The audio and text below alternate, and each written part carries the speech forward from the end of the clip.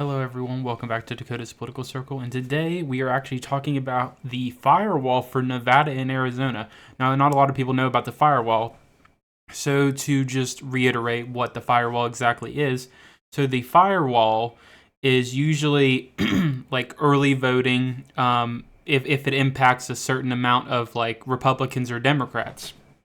Usually the Democrats or Republicans, usually the firewall mainly is for Democrats, and usually the Democrats want a certain number of people early voted for their firewall over the Republicans, because that means they have their firewall to stop Republicans on election day voting to be able to pass them up. Because remember, Republicans always usually vote on election day. So basically, Republicans, basically Democrats, if they get their firewall technically, they could overrule basically whatever the Republicans will like overachieve, because Trump always overachieves in the election. And this is really, really interesting because usually Democrats always have some sort of firewall. They always lead in these states by a significant amount or a certain amount in early voting. So it's really, really interesting. And now you'll see exactly what the firewall looks like this year, and it's way, way different than what it has been. And this is why it makes a big impact, and I'll show you right here. So here's Nevada. So Nevada's firewall as of right now is 40,000 Republican. And now you're thinking, that's a lot of Republicans. Is that over the Democrats? Let me show you right here. Red Eagle posted this.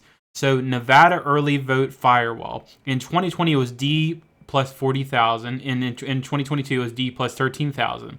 In 2024, it's R plus 40,000, which is insane, and it is a massive number for the state of Nevada.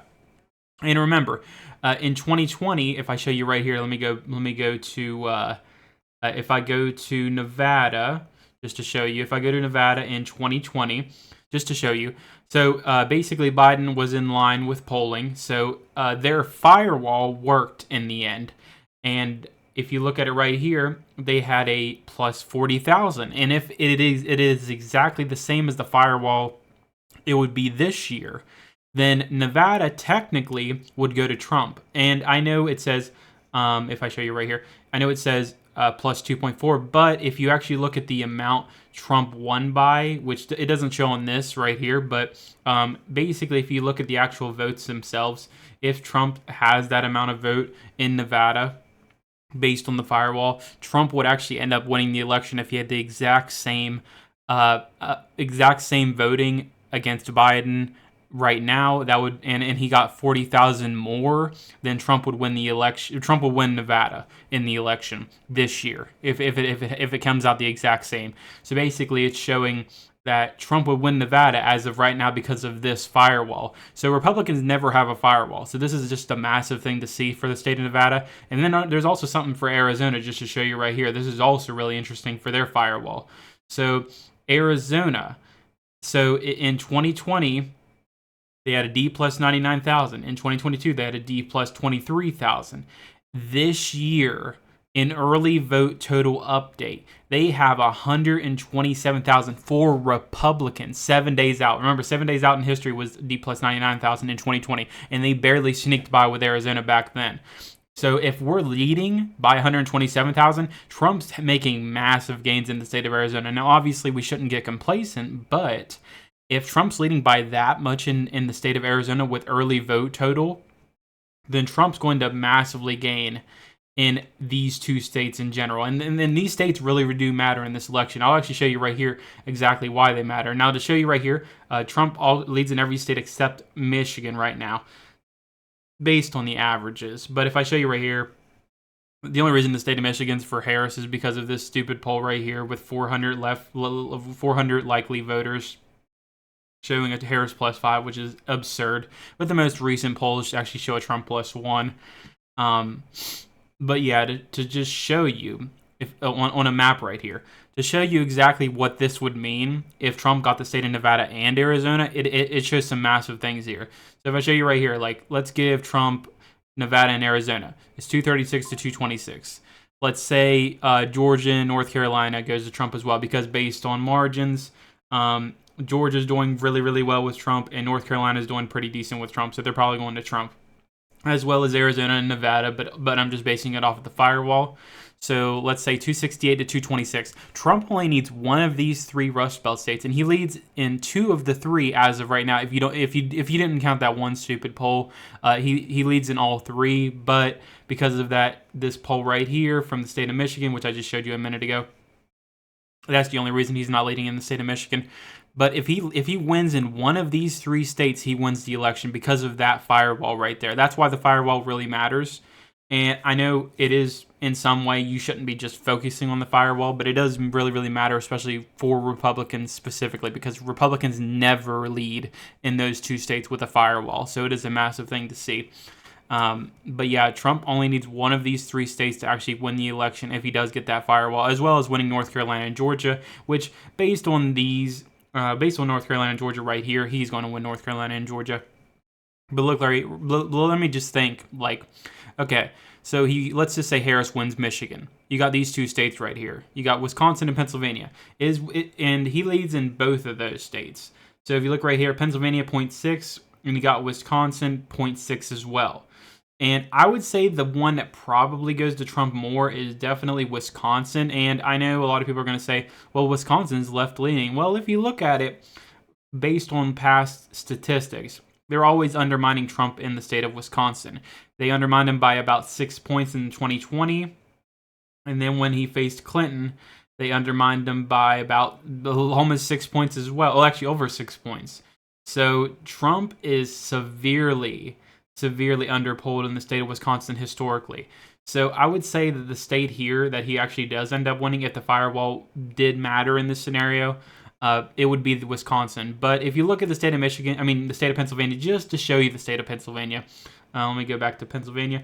So if I show you the state of Pennsylvania, he's leading in the state of Pennsylvania as of right now. But if I show you in 2020, Biden won by the exact same results as the poll in general. And then if I show you in 2016, Trump won and Hillary Clinton underperformed by a significant amount. So Pennsylvania is a very weird state when it comes to the election. So I'm not sure if I'd be confident in saying Trump wins Pennsylvania based on this scenario. But let's say he wins Wisconsin. He wins the election.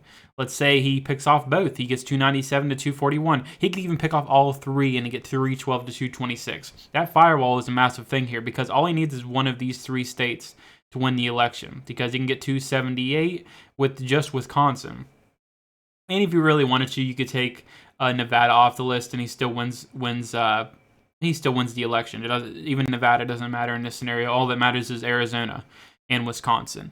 So there's a lot of scenarios Trump can actually win the election because of this firewall, but also Trump leads in all of these states, so it is also a massive thing to see that as well. So I did want to talk to you guys about this today, just to show you that this firewall is a big thing. Now, I know we shouldn't just focus on the firewall, but I know it is something that is a massive thing for Republicans because it does not happen to us. And then to show you right here, Trump is still leading in the popular vote, which is a massive thing for him because if he leads in the popular vote, he's winning the election. But anyway, if you do live in a swing state, please get out the vote because it is very, very important regardless if Trump is leading all of these polls, because we definitely do not want to underperform the polls whatsoever. But just to show you, like any of these states Trump can win, you can just get rid of Nevada here. And let's give Trump Wisconsin. He wins Wisconsin. If you give him Michigan, he wins the presidency. If you give him Pennsylvania, he wins the presidency. I mean, technically, if you give him Pennsylvania and then get rid of Arizona and Nevada, you win the presidency. So, I mean, Trump has a lot of paths to victory here. I'm not sure if he has a path if he loses one of the. Actually, he would have a path if he loses Georgia,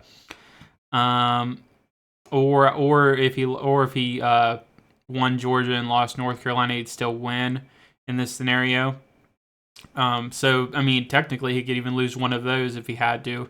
So there is a lot of scenarios where Trump can easily win this election. I mean, this scenario, I don't know if this would happen. I'd probably say this would happen. This could actually happen. But there's a lot of scenarios Trump can have here because of the firewall, and also a lot of other scenarios because He's leading in all of these key swing states. So I did want to bring this up to you guys today just to show you really what Trump can do if he does have this firewall, just like Democrats had to have it in the past. Which is very good for him. It's a very, very good thing because this firewall is just very significant. Looking right here, especially in the state of Arizona, that's a big one. The state of Arizona is a massive one here. 127,000 votes 127,000 vote advantage is huge in the state of Arizona. In Nevada as well, like that's also massive because you just don't see 40,000 Republicans going to Trump over Democrats in the firewall in a state of like Nevada. So Nevada's shifting, Arizona's already shifted. So it's really just coming down to these three Rust Belt states, I believe. I think the three Rust Belt states are what's going to decide it all. And Trump only needs one of them if he wins North Carolina, Georgia, Arizona, and Nevada. He only needs one of these three Rust Belt states, and basically he wins the election at that point. This scenario is probably the most likely based on the firewall and also based on polling, technically. 297 to 241, but do not get complacent. Please do not get complacent whatsoever. We need to win this election. We need to win. We need to win the presidency. We need to win the Senate. We need to win the House. We really, really need to not get complacent. I live in the state of West Virginia, so my vote doesn't matter as much, but it still does matter to a degree because getting Trump the popular vote is a massive thing to do.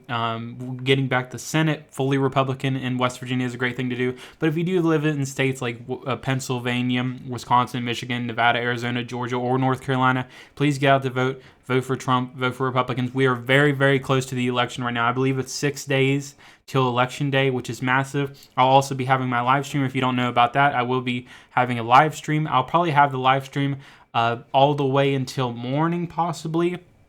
It really depends on how the election ends up going. Obviously, I'll be taking breaks throughout the actual live stream, but I will be having a live stream on Election Day, it'll be a really, really fun live stream. But anyway, guys, I just wanted to talk about this because I know this was a really big thing to talk about.